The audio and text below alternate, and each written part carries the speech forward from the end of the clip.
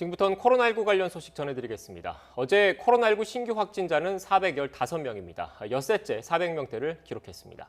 이렇게 산발적인 집단 감염이 계속되는 가운데 내일부터는 요양병원에 있는 65살 이상 입소자와 종사자를 대상으로 아스트라제네카 백신 접종이 시작됩니다. 네, 정부는 아스트라제네카 안전성 논란과 관련해서 문제 없다고 결론 내리고 잠시 뒤에 구체적인 검토 결과를 발표합니다. 현장에 나가 있는 취재기자 연결합니다. 김우준 기자.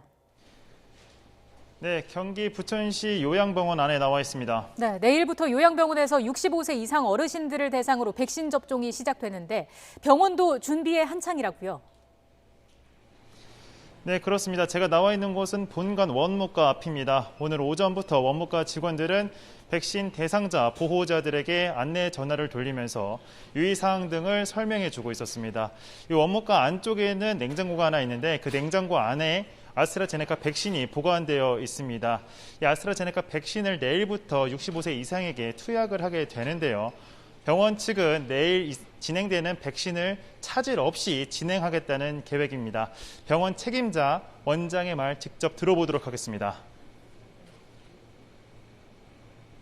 백신에 대한 부작용에 대한 우려 때문에 보호자분들이 쉽게 선뜻 동의를 못 하시는 분도 계시는데 백신 부작용이 생각보다 많지 않다는 게 알려지게 되면 백신 접종률이 더 높아지지 않을까 그런 기대를 하고 있습니다.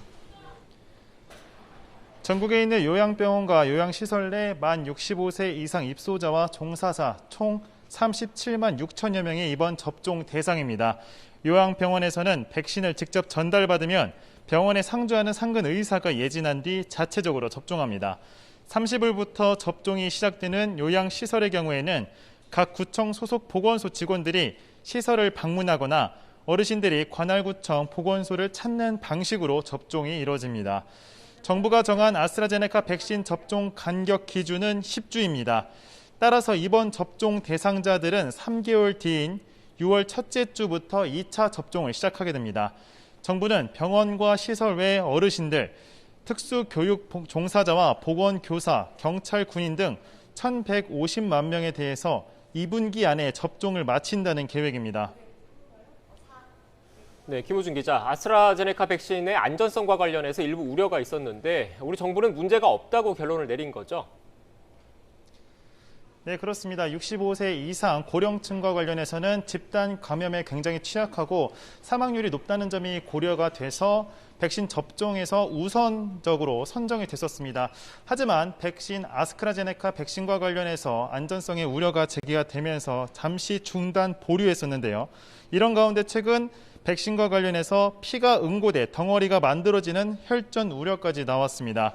정부 당국은 국민 불안을 충분히 감안하고 안전성에 대해 시간을 가지고 거듭 검토했습니다. 그 결과 문제가 없다는 명확한 결론을 내렸습니다. 정부는 유럽의약품청도 아스트라제네카 백신 접종과 혈전 생성은 연관성이 없다고 보았고 세계보건기구 백신 접종 권고 사항과 국내외 이상 반응 사례를 면밀하게 검토했다고 설명했습니다. 정세균 총리는 아스트라제네카 불신을 완전히 종식하는 차원으로 잠시 뒤 백신 안정성에 대한 구체적인 검토 결과를 발표합니다. 현재까지 1차 백신 접종을 마친 사람은 65만 명을 넘어섰고 이 가운데 90% 정도인 60만여 명이 아스트라제네카 백신을 맞았습니다. 지금까지 경기도 부천시에 있는 요양병원 안에서 YTN 김우준입니다.